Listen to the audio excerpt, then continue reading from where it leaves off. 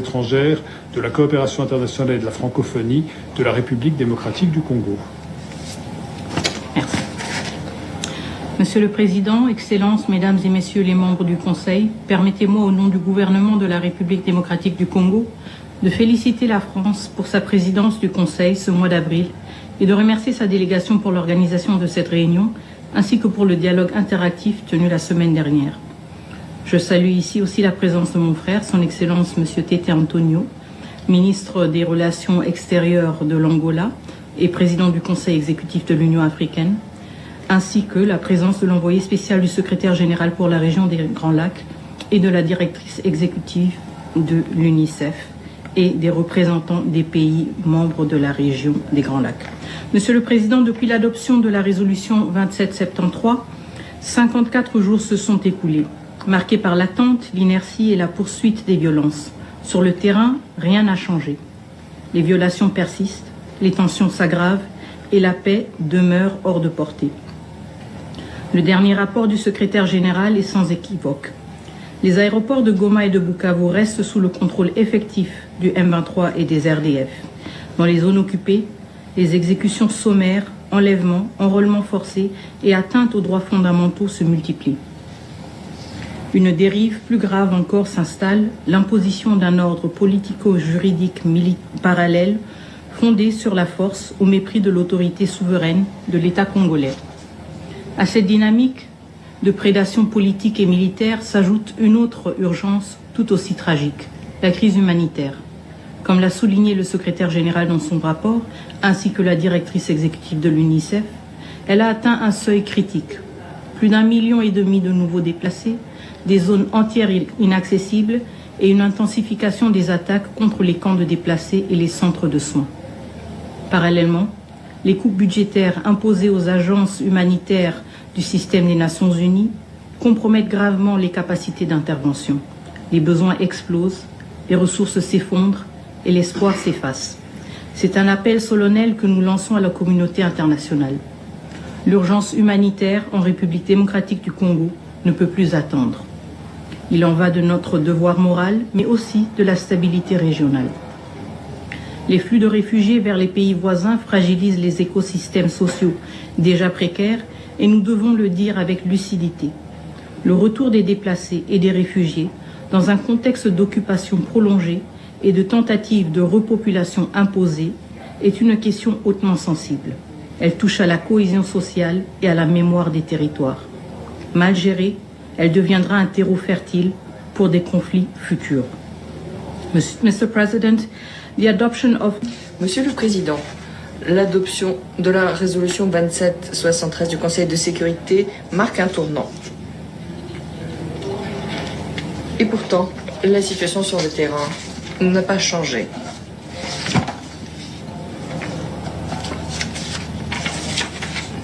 La coalition RDF M23 continue ses violations comme si la volonté du Conseil ne s'était jamais exprimée, comme si la résolution était vouée à rester lettre morte. Nous ne sommes pas du même avis. Cette résolution est un instrument vivant, voué à protéger des vies, à restaurer la légalité, à préserver la paix. Des millions de vies dans l'est de la RDC attendent toujours sa mise en œuvre intégrale. Dans ce contexte, l'élan régional doit être renforcé et placé sous le signe de l'unité. Nous nous félicitons des efforts inlassables du président João Lourenço, le facilitateur désigné par l'Union africaine, dont le travail sans relâche a aidé à préserver le dialogue politique malgré de nombreuses impasses. Nous nous félicitons également de la désignation toute récente du président Faure Essozima Gnassingbé de la République du Togo en tant que nouveau facilitateur. La République démocratique du Congo soutient pleinement cette transition qui marque un engagement renouvelé à promouvoir ce processus au plus haut niveau politique. En parallèle, nous voudrions remercier les maires du Qatar de ces efforts inlassables pour soutenir les efforts régionaux. En parallèle, nous nous félicitons des efforts menés par la CAE et la SADC conjointement, notamment grâce au sommet virtuel qui a eu lieu le 8 mars 2025. Ces initiatives régionales sont précieuses, mais elles doivent maintenant être rationalisées et structurées autour du processus singulier mené par la médiation de l'Union africaine. Seule une coordination centralisée, appuyée par un leadership africain fort et reconnu, permettra de ne pas diluer les efforts déployés et contribuera à la crédibilité de l'engagement régional.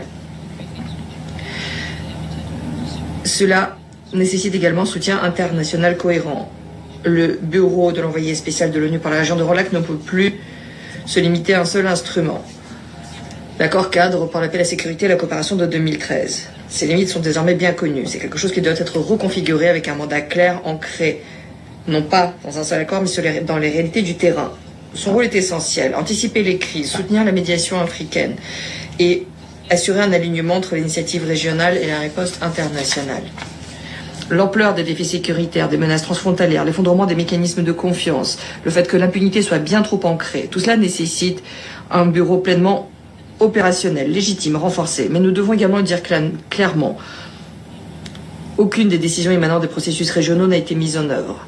Ce n'est pas simplement une question de faiblesse institutionnelle. Cela reflète un refus répété de tenir les engagements. Et ce, sans qu'il n'y ait aucune conséquence. Monsieur le Président, l'application de la résolution 2773 ne s'est que trop fait attendre. Le M23 et ceux qui le soutiennent doivent, dès maintenant, respecter l'autorité de ce Conseil. En se retirant de manière immédiate, pleine et inconditionnelle du territoire congolais. Cesser toute obstruction aux opérations humanitaires et ne pas empêcher la mise en œuvre du mandat de la MONUSCO. Cesser toutes les attaques contre les civils, les camps de personnes déplacées, les hôpitaux et les écoles. Ces mesures sont parfaitement claires, mais elles resteront inefficaces sans mécanisme de vérification clair. Comme le souligne le secrétaire général dans son rapport, les violations perdurent en toute impunité. Et les mécanismes de vérification régionaux soulignés dans le processus de Luanda se sont révélés inefficaces, largement, en majeure partie à cause de la non-participation de certains États.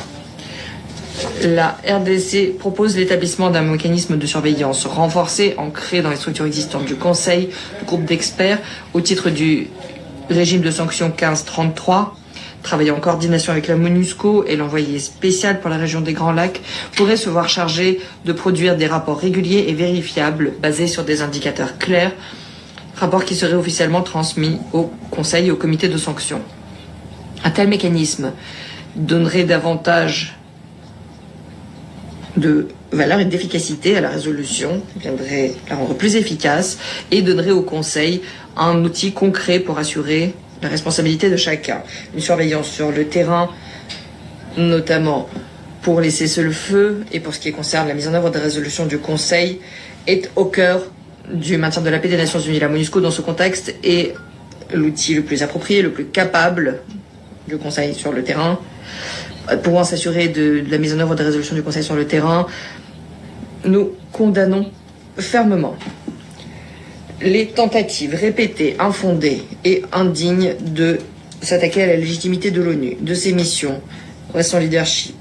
Il s'agit d'attaques soutenues par le Rwanda. Ce deux poids, deux mesures est inadmissible. Un État ne peut pas, d'une part, être un pays fournisseur de contingents aux opérations de paix, bénéficier de la désignation d'un représentant spécial, le secrétaire général, et en même temps mener des campagnes de diffamation contre les Nations Unies tout en profitant de sa légitimité pour préserver son appareil militaire et pour sauver ce qui reste de son réputation internationale. Résolution 2773, certains acteurs se sont déjà mobilisés en imposant des sanctions ciblées contre le Rwanda et le M23.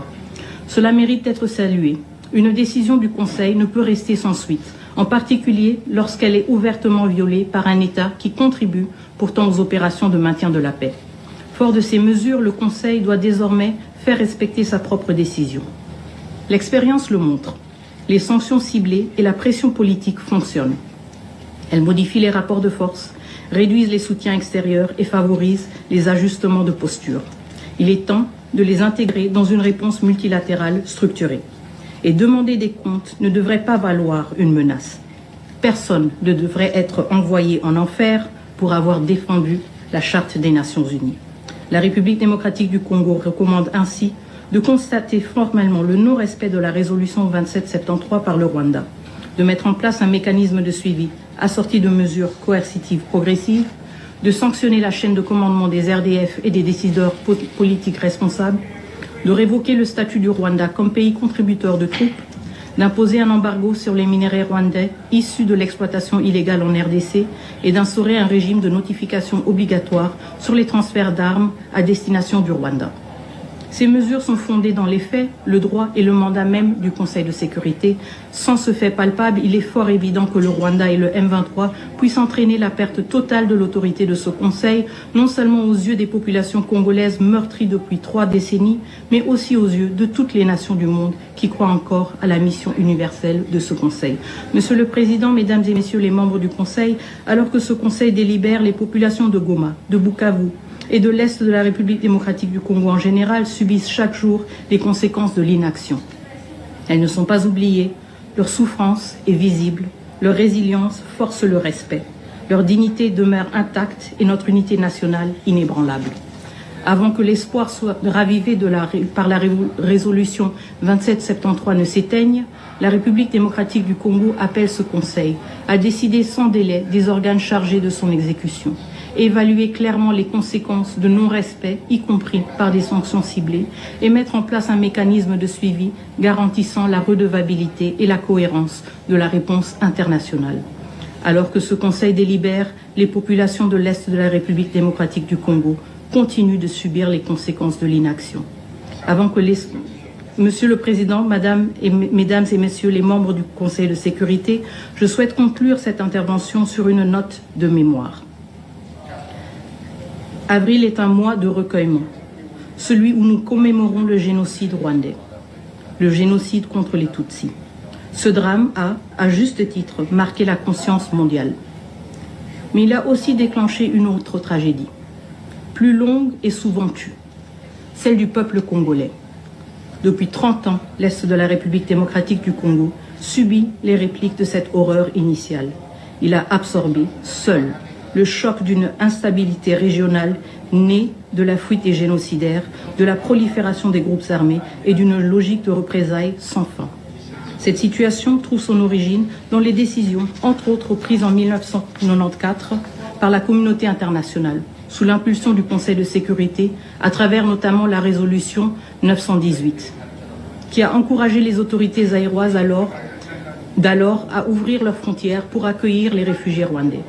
Ces décisions, prises sous la pression de l'urgence humanitaire, ont eu pour effet d'importer le conflit, permettant à des responsables du génocide de se retrancher à l'intérieur de notre territoire. Depuis lors, la République démocratique du Congo est caractérisée par des cycles récurrents de violence et d'ingérences violentes, initialement justifiées par des préoccupations sécuritaires, mais éventuellement motivées par des gains économiques et l'exploitation de nos ressources. Nous, Congolais, appelons cette tragédie un génocide, un génocide motivé par la quête de profit à travers l'anéantissement des populations vivantes sur des richesses convoitées. Un projet de terreur et d'effacement humain, toujours à l'œuvre dans nos régions les plus riches, sous des prétextes sécuritaires détournés. Sortir de ce cycle exige plus que des résolutions. Il faut reconnaître l'humanité et la souffrance de l'autre, même lorsque les récits divergent. C'est dans cet esprit que nous affirmons. Les FDLR n'ont pas vocation à rester en République démocratique du Congo. Ils doivent rentrer au Rwanda. Leur présence alimente un prétexte commode à des interventions injustifiables. Et le Rwanda doit reconnaître cette réalité comme une part de son propre héritage. Il est temps de refermer cette parenthèse, de cesser définitivement de recycler les FDLR comme l'a documenté le groupe d'experts des Nations Unies. Nous le disons aussi sans ambiguïté. La République démocratique du Congo, en République démocratique du Congo, aucune communauté n'est persécutée sur des bases ethniques. Les allégations de ciblage sont fausses, fabriquées pour justifier des violations graves du droit international. Enfin, nous rappelons une autre tragédie de la région des Grands Lacs, trop longtemps restée dans l'ombre. Le génocide des Hutus au Burundi en 1994. Perpétré dans le silence, il a coûté la vie à des dizaines de milliers de civils. Nous saluons la démarche du Burundi auprès des Nations Unies pour en obtenir la reconnaissance. La République démocratique du Congo soutient pleinement cette initiative au nom d'une mémoire équitable et réconciliatrice. Si nous voulons qu'avril devienne un mois de mémoire partagée et non instrumentalisée, nous devons tous, États, peuples et institutions, oser regarder l'histoire dans toute sa complexité, sans hiérarchiser les douleurs, sans manipuler les morts. Je vous remercie. Je remercie Mme